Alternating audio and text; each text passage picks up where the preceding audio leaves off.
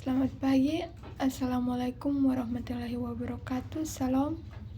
Perkenalkan, nama lengkap saya Widiawati Tampani dengan NIM 2222511136. Program Studi Pendidikan Sosiologi, Fakultas Keguruan dan Ilmu Pendidikan, Universitas Muhammadiyah Kupang.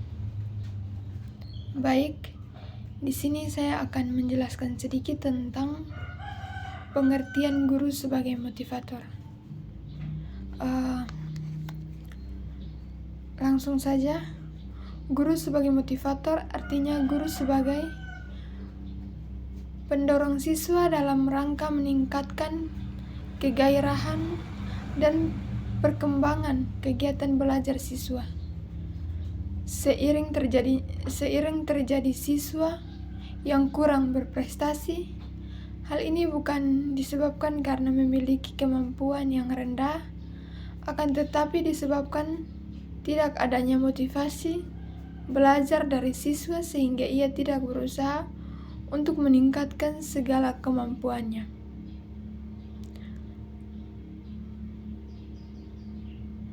Adapun peran guru sebagai motivator adalah 1. Bersifat terbuka, dalam arti guru harus melakukan tindakan yang mampu mendorong kemampuan siswa untuk mengungkapkan pendapatnya, menerima siswa dengan segala kekurangan dan kelebihannya, mau melengkapi pendapat secara positif. Terdapat masalah pribadi dari siswa, menunjukkan perhatian terhadap permasalahan yang dihadapi siswa dan menunjukkan sikap ramah serta penuh pengertian terhadap siswa. Macam-macam motivasi atau motomotif. Motivasi dilihat dari dasar pembentukannya. Motivasi bawaan yang dimaksud dengan motivasi bahwa motif bawaan adalah motif yang dibawa sejak lahir. Jadi motivasi itu ada tanpa dipelajari. Contoh, dorongan untuk makan minum, dorongan untuk bekerja, untuk beristirahat. Motif-motif ini seringkali disebut motif-motif yang disyaratkan secara biologis.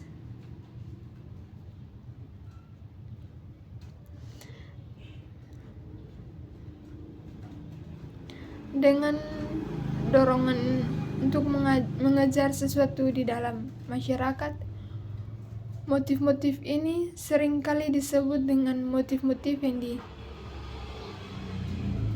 disyaratkan secara sosial, sebab manusia hidup dalam lingkungan dengan sesama manusia yang lain. Penampilan diri adalah sebagian dari perilaku manusia. Yang penting, kebetulan individu itu tidak sekedar tahu mengapa dan bagaimana sesuatu itu terjadi, tetapi juga mampu membuat kejadian di perilaku akultatif.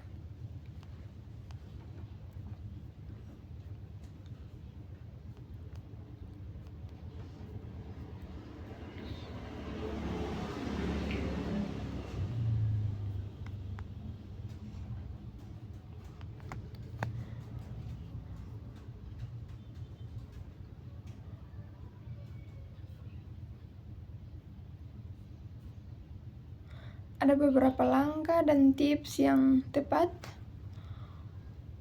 untuk bisa mengingat, memahami, dan menyerap materi pelajaran yang telah diajarkan untuk siswa. Sebagai seorang guru, kita juga tidak cukup hanya dengan memberi pelajaran dalam suatu kelas. Kesempatan saja betapa padatnya jadwal kita harus tetap berusaha untuk menunjukkan motivasi di dalam siswa-siswa agar mereka juga belajar lebih giat demi mendapatkan pemahaman yang jelas. Salah satu cara yang dapat kita lakukan untuk memotivasi mereka adalah dengan cara mengulang member materi pelajaran. Untuk melakukan itu, kegiatan pengguna materi dengan metode atau format yang berbeda namun tetap efektif dan memotivasi. Salah satu contohnya, ajak siswa ke suatu tempat untuk mengulangi materi pelajaran yang telah diajarkan. Susun suasana dan tempat yang baru akan membantu mereka semangat dalam belajar. Jangan sampaikan semua materi yang sudah kita pernah ajarkan, tetapi sampaikan hanya rangkuman dan garis-garis besarnya saja. Mintalah salah seorang dari mereka untuk meningkatkan tugas penyimpanan materi pelajaran. Coba dan lihat sejauh apa pemahaman mereka bila mempelajari itu yang disampaikan oleh seorang guru terhadap mereka. Jangan biarkan ada salah satu siswa yang mendominasi forum atau mengulang materi tersebut. Kita juga harus menjadi pendorong yang baik yang mampu mengatur jalannya diskusi.